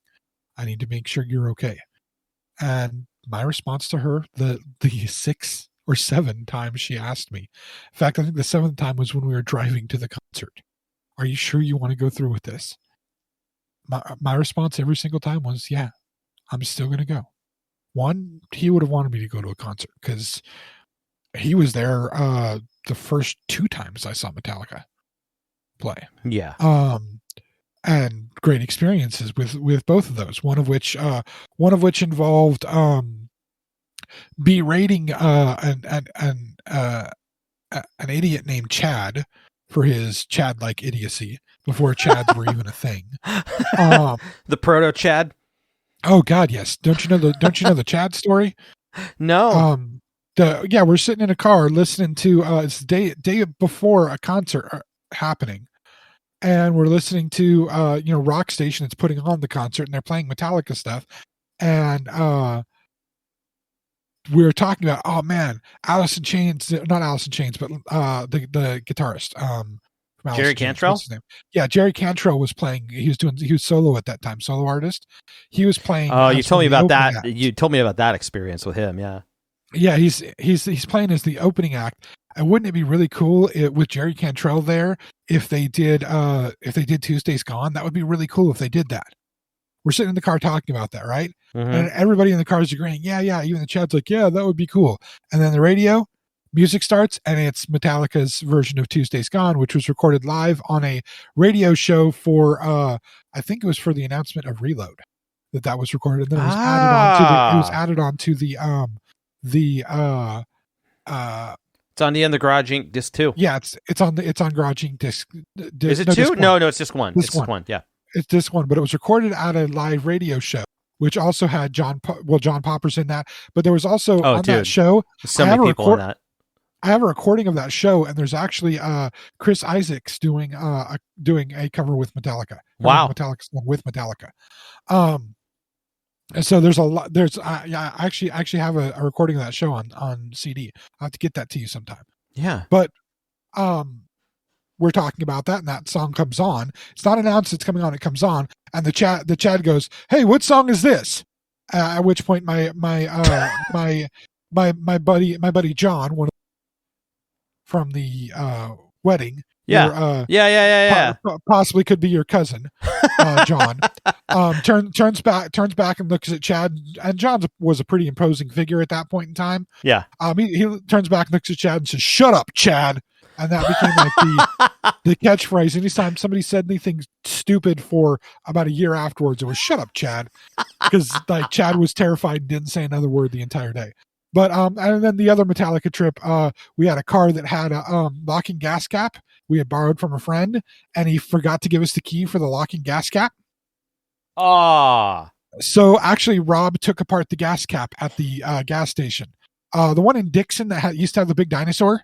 Wait, he dismantled the gas cap? He dismantled the gas cap so that we could open it, and I have pictures of him still with the gas cap in his hand. From dismantling it and taking it off, because he was determined we were going to get to that damn concert. He would have wanted us to go to a concert, and here's the thing. Yes, I lost my best friend. I was going to a concert for a band that helped me through some tough times, so they could help me through this tough time. But I also know that I will have my moments where I'm going to have sadness about this.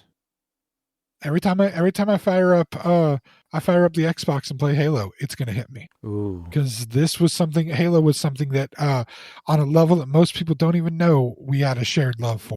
We were among the first people in the United States after a Macworld Expo, because originally Bungie, the company that made Halo, was a Mac product. They made Mac products only.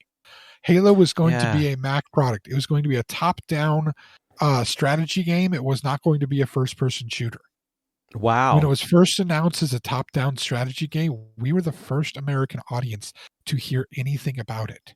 We were at a internet cafe after Macworld Expo that a bunch of computer nerds were playing Myth 2, another game made by Bungie. Mm-hmm.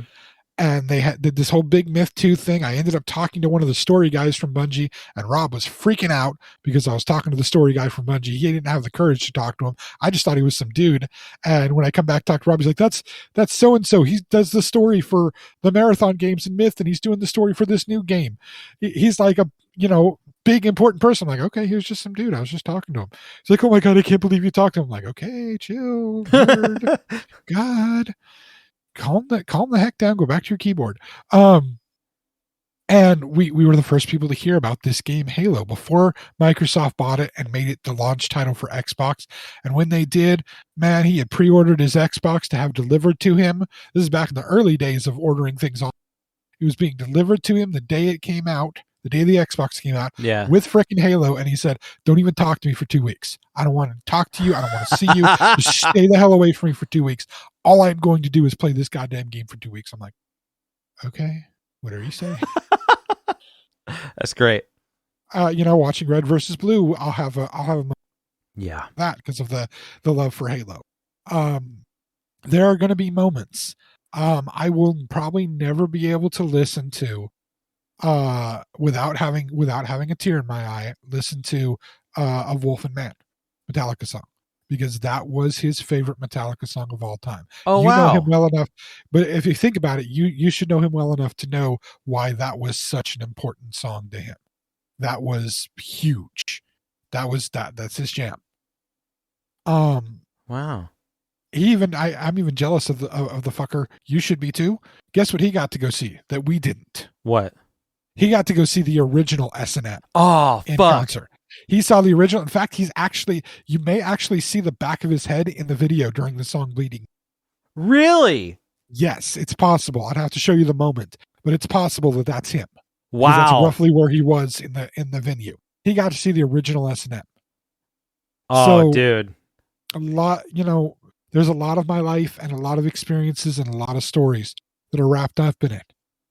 And I'm going to have those moments. And I've had those moments talking to it when I called his parents and talked to his parents. These are people I knew throughout my teenage years. They were, was fairly close to them. This is sadly his Rob's brother had passed away years ago due to a complication with one of the medications he was taking. He oh went my into, God. he went into organ failure, dying as a result of that. Jesus. So this is a family that's I didn't know that. Or at least you may have told me that some time back. Probably years ago I told you that. I was going to say, that is not information I either remembered or learned. That's terrible. I didn't know that. This is a family that's now bereft of all of their children, and I can only partially imagine that. Having a parent losing children would be on a whole nother level of, that might be the thing that breaks me, is if I ever lose any of my children. My parents, I expect that to happen, especially my father. At this point, he's old enough. I expect it to happen, and I'm pretty well at peace with that understanding. Hopefully I'll live long enough that, and so will my wife, that we'll be old and maybe we'll die when we're old, and I'm okay with that. Once you get to a certain age, you kind of expect it's gonna, and I could be okay with that. I hope I really hope I don't necessarily have to deal with the kids, because that would break me. That would be, I'm pretty good when it comes to dealing with losing people that I love and care about. My kids would be about the breaking point for me. But not saying, at the same time, you have those moments, you'll have those bits and pieces. It doesn't all have to come at once, unless it does. And that's the key, is grieving is a personal journey. Everybody needs to grieve in their own way, and receptive of it. Mike had to be receptive of when his wife came back and finally had the freedom to be around somebody that she could grieve with and not have to worry about the pressures, have somebody that was open to her grieving in whatever way she needed to. And he had to be prepared to be that for her and do that for her. And these are the lessons I want to bring out in here. You have to, the path to grieving, the journey through grieving things, it's not a straight line, and there's not a rule book around it. As much as they want to say there's so many steps through grief, they don't all come in order, and they don't all happen at once. It may take years to get through all of them, and that's okay. What you need to be is, you need to be receptive of your journey through grieving and understanding of other people's journey through it, and help them through it, not by pushing them, but by being there when they need you for it. Being understanding when they need you to be understanding of it, and knowing that it will happen as it happens. Sometimes it happens right away. Sometimes it's immediate. Sometimes it happens in bits and pieces. I'm one of those people that I know I move on with what I'm doing, do my day-to-day activity, and I take those moments out when those moments are right. I don't force any of them to come. I let them come out when they need to. I let them come out when it's appropriate, when I'm feeling they need to, it needs to happen. And that's the key. We can still live on. We can still keep going. We will have grieving moments. We talked before about I think we did mention before about the parents leaving. So we did have a little conversation about the parents leaving us and our generation having to get used to that. But it's not just the parents leaving. And it's not just our generation. This can happen to anybody at any point in time. Yeah. Again, I know everybody listening has at least one person that they know that either has taken their own life, or they experienced a friend of theirs or a family member taking their own life. Somebody's experienced this in some way. This happens more than it should, but it does happen. And we need to know life does continue. It's okay to grieve, and it's okay to grieve for long periods of time, as long as you don't let it consume your life. Understand that you still have life to live. You still need to keep going. Take the moments when you need to, but still keep moving forward. And that's, I'm going to have those moments. Again, I'm thinking of coming up this month, we haven't even had a chance to really talk about this yet with our movie stuff because so many things have been happening. Yeah. But like there's a new freaking Matrix movie coming out. I know, like, right? What the hell? And I have so many thoughts and so many theories and so many like, what the hell is happening with all of this? I don't even know where the hell they're going to go with this thing. And I'm so excited. And then I think back to... Dude, we should do an episode where we kind of theorize on what we think. Well, I think that's a great idea, but I think back to the first time I saw The Matrix, and we told this story on here. I've told the story about when I was watching Wing Commander and the tape burned, and we raced across to go see another movie that had, the trailer for episode 1, and it ended up being The Matrix. Oh, man. That was Rob. Oh. That was Rob. To put in context for anybody listening, the guy that I'm talking about that's no longer with us, that was the guy. So when I think of episode 1, when I think of The Matrix, when I think of all these things, that's the guy. That's the guy. When I tell the story of watching episode 2 and eating white fudge Oreos and my kid coming and the friend that goes to the hospital then goes home, that's the guy, because that kid that was being born was named after him. That's the guy. So much involved in my life, and that's the thing is we know people that have had that. We are people that have had the loss of somebody that close in their life, and I'm here to tell you, grieve, have your sadness. Also know life keeps going, and be receptive to the other people that have those moments. Be a support system for them. Even Mike was, are you sure we should do a podcast? We said we were going to start the podcast. We made the date. We said we're going to let November go. First weekend in December, we're going to do this. And then we're only a weekend removed from all of this happening. Yeah, it's only been a week. And Mike's like, one of the first things Mike's saying is, dude, are you sure we should do a podcast on first weekend of December? We don't have to do a podcast. You need time for this. I'm like, no, we need to do a podcast, and we're going to talk about this in the podcast. We need to do this because, one, this is part of my healing. This is part of me getting through the grief. Yeah. But 2, no, just 1. Screw the 2. This is part of what I need to do. I need to get back into what I'm doing. I need to have the discussion about this. I need to be able to share stories. Y'all aren't ready for the jokes because my jokes are dark, and you're going to say, wait, that's way too soon. I know it is, but it's the way my brain works. I literally, Mike can confirm this. When I was talking to Mike on the phone, dude, I told him, be prepared. I'm already going to throw out a joke. This is me telling him that Rob has passed away. I said, be prepared. I'm going to throw out a joke. You just need to be ready. I tell the joke. He starts laughing. He goes, oh, I'm so sorry. I'm laughing. I'm like, no, you're laughing. It's exactly what I want you to do because I'm already making a joke about it. That's how I cope. Other people don't understand it. And there are people that will look at me like I'm a freaking monster for making a joke that soon. This is how I cope with things. I'm not taking it lightly. I'm trying to inject humor so that I can deal and work with it. When you can laugh at things, that sometimes can make it easier. Not for everybody, but for many people, it can make it easier to deal with it. Doesn't mean you don't respect it. Doesn't mean you're still not sad. But life still has its joys. November, we still had our joys. I went to that concert and I enjoyed that concert for the concert that it was. Was it still in the back of my mind about my friend? Yes, it was very much. I was thinking about him the entire time I was there, but I was also enjoying the concert. Doesn't mean that I didn't respect him. Doesn't mean that I wasn't sad. You can have multiple emotions at once. I can enjoy that concert and still have the sadness with that. And moreover, my wife got to enjoy the concert that she wanted to see even more than I did, which is saying something because I really wanted to see this band. It was on my list. I only got 2 bands really left on my list that I have not seen that I need to see.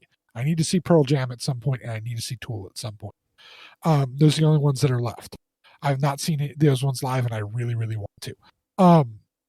But that's the thing is, you could have multiple emotions at the same time. And just because you are somebody who continues on with life when these things happen, again, it doesn't mean you don't respect it. It doesn't mean you don't feel sad about it. It doesn't mean it doesn't cause emotion for you. It doesn't have to be the standard display of sadness where you're just sitting crying and weeping all the time. each person has their own journey with. Yeah. And Rob was again an important person for this show. You see the website, that's him. He made that website. You see our logo, the cool logo that's the patch logo and stuff, that's him. Funny thing is, that's one of the last things that we talked about on the night that we had dinner. I told him about the logo. He'd said he got some kind of vinyl die cutting machine. I was like, dude, you can make some cool vinyl stuff for me. I want the logo, the Xennial Chronicles logo. I want that die cut. He's like, I hate that damn logo. I'm like, what do you mean you hate that? You designed that thing. I know, and I hate it. I could have done better. I'm like, I love that thing.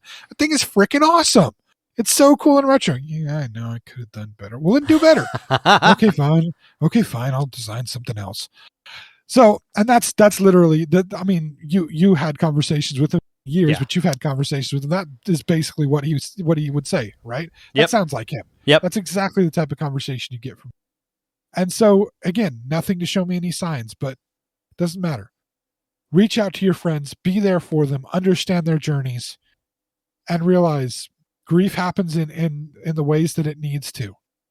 And me sharing it with you guys, however many 5 of you are listening, still me sharing it with Mike, I've been over the last week because I've been dealing with the fallout of the person staying here and cleaning things up and doing all of that. I haven't reached out to Mike as much, and he reached out to me the other day again, just like, hey, are you good? Are you okay? Because I hadn't reached out to him because I hadn't said anything to him. And I know he was worried. But I also know he knows me well enough to know if I have something I need to get off my chest and talk about, I will. Yeah. I'll call him. I'll hook up. I'll hook up with somebody. And in fact, I'm sure he knows, at least I hope he knows, I had a really long conversation via Facebook Messenger with his wife last week. After all, she let me know a couple of little details and stuff. Some of the stuff that you divulged on the podcast, actually, as well. Yeah, after all that had happened, I sent a message to her asking how she was doing, because I talked to Mike and he had told me, but I hadn't talked to her, and so I talked to her how she was dealing with being back home after losing her dad. And I mean, again, I lost my mom, so I know what a lot of that feels like, and dealing with the other issues, because it sparked a whole bunch of issues that are Mike and his wife's private issues they have to deal with. But I know that there's a lot of issues that got sparked as a result of it. And it was a good thing to be able to talk to her for a bit, because we had both experienced a loss of some kind. I'm not comparing the loss of a best friend to the loss of a parent, because they are two different things. I know I've experienced both, and I know that the parent is it's a much bigger thing. It really is. As much as you may love your best friend and as close as you are, losing a parent, it does something to you differently. I can't explain it until you're there. If you are listening and you've lost a parent, you know what I'm talking about. It's a different thing. That doesn't make it any necessarily greater or lesser. There's still experiences you're going through. There's still horrible things you have to deal with. But sometimes it helps to talk with somebody who's going through a similar things, because you both are in that same mindset. You have that sadness. You maybe have a little bit of that darkness, and whatever other feelings that are there.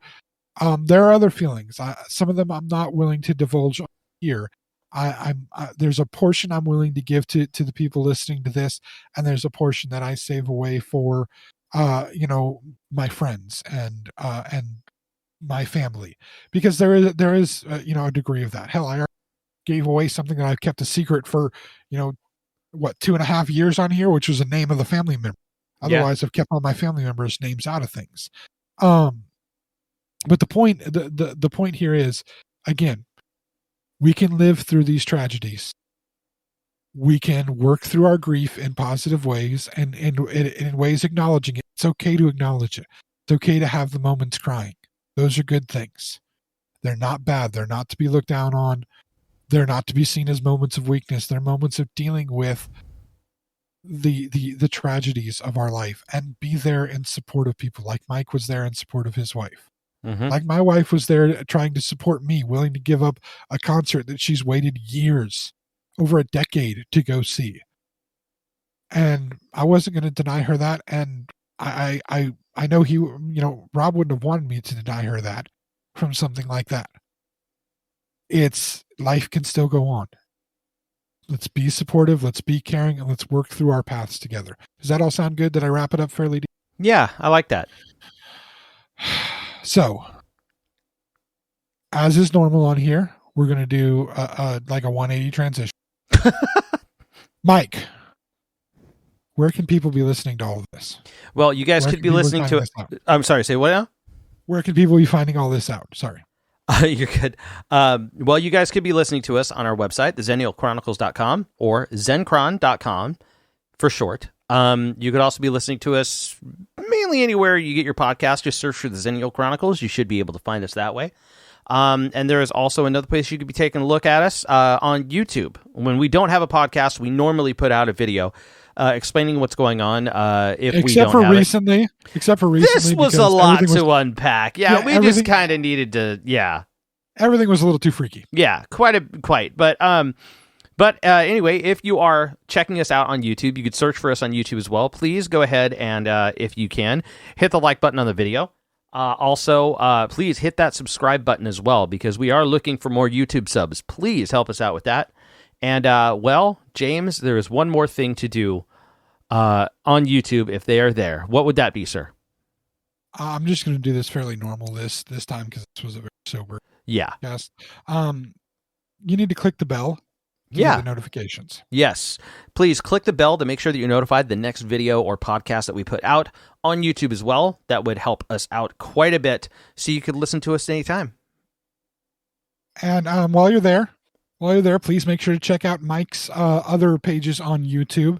They haven't been posting much recently, obviously because of all of this. Yeah. But they will be ramping things back up as life comes back to a semblance of normal, I guess. Yeah. Because it's never going to be normal again. Again, when you're living in a world without somebody that was previously in that world, your life will never be completely normal again. It always changes you to some degree or other. Yeah. Depending on in the moments when you notice it, it always changes you. But check out Chronosode Games. This is Mike's video game channel with his wife, where they play video games in chronological order of the story of the game, not in the release of the game. Right. And it's basically Mike being really crappy at games and his wife being better. and funny voices. We get Mike's goofy. attempt at voiceover work, which may actually come in handy for the it may come in handy if we ever get a chance to develop my TV show idea. Yeah. The voiceover work may be good. Yeah. Because I can at least handle Bob, the voice of Bob, but as far as anything else, we'll have discussions. Yes. We'll let Adam take care of the voice of Bonehilda, since Bonehilda doesn't talk. That'd be fun. I was gonna say, interesting. Okay. Yeah. But anyway, Mike's now people are like, what the hell are they talking about? It'll be our secret. Exactly. And Mike's other channel is Room Note Music. This is Mike talking about all music things. Please help him get subscribers to this, because apparently, he's got enough views. I'm close.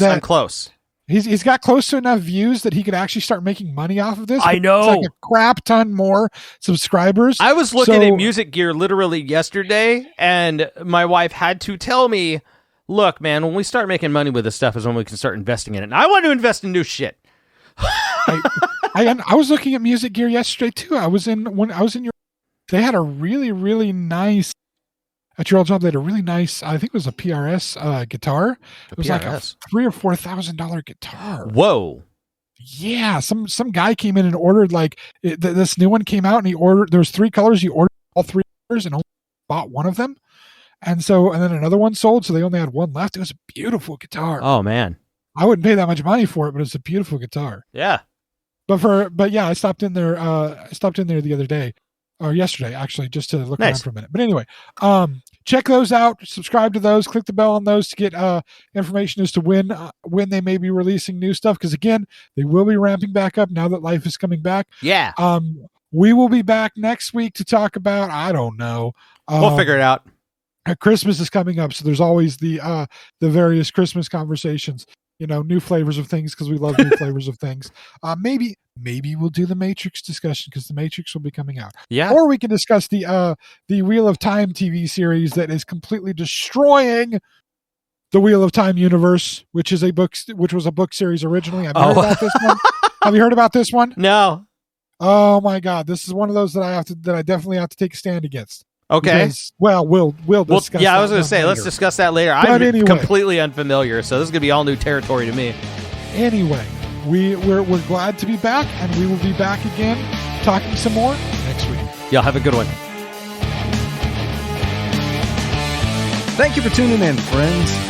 The journey continues next week.